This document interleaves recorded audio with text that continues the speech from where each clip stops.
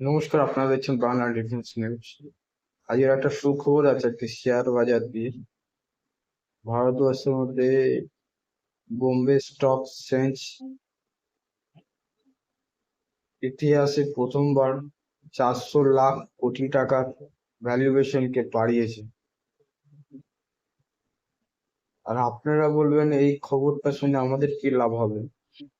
এ তো বড় লোকদের, যারা বড় বড় লোক তাদের জন্য, যাদের কোম্পানি আছে বড় লোক তাদের জন্য। কিন্তু ইনডাইরেক্টলি সবারই ফায়দা হবে। কেন, কেমন করে? কারণ করে আমি সমঝছি।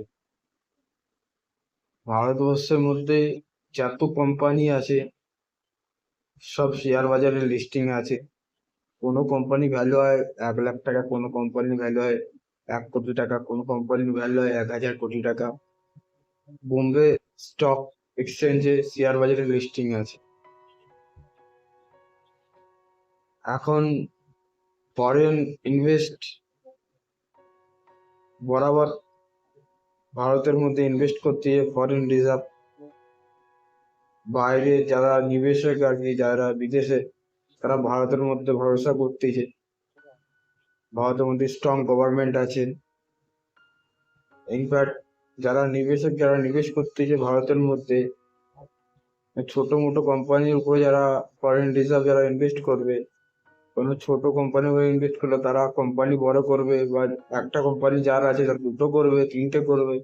এরকম করলে যত ইনভেস্টাররা পয়সা লাগাবে তত কোম্পানি বাড়বে, কোম্পানি বাড়লে অফিস স্টাফ লাগবে, কাজের লোক লাগবে। এরকম করে সবারই ফায়দা হবে, ইনডাইরেক্টলি সবারই ফায়দা হবে আর কি। মার্কেট যত বড় হবে সবারই ফায়দা হবে। 2027-30 পর্যন্ত ভারতের স্টক এক্সচেঞ্জের ভ্যালু হবে, প্রোটেকশন লাগাচ্ছে আর কি অ্যানালাইসিসরা, বড় বড় মিডিয়া, বড় বড় আর্টিকেল, $10 ট্রিলিয়ন ভ্যালুয়েশন দাঁড়াচ্ছে 2030-2027 পর্যন্ত। মানে অর্থশাস্ত্রীরা প্রোটেকশন লাগাচ্ছে আর কি, যারা শেয়ার বাজারের মধ্যে রুচি রাখে। কেননা ফরেন রিজার্ভ যত আসবে মার্কেটটা তো বড় হবে, ইনভেস্ট করলে তত বড় হবে। বড় করলে কোম্পানিও বড় হবে, কাজের লোকও লাগবে। সবারই ইনডাইরেক্টলি সবারই ফায়দা হবে বলতে গেলে। এটা শুধু বড় লোকেদের খবর না, কেননা সবারই, আম জনতারই ফায়দা হবে বলতে গেলে। 2027-2030 পর্যন্ত প্রোটেকশন লাগাচ্ছে। অস্ট্রেলিয়ানের যদি শেয়ার বাজারে যদি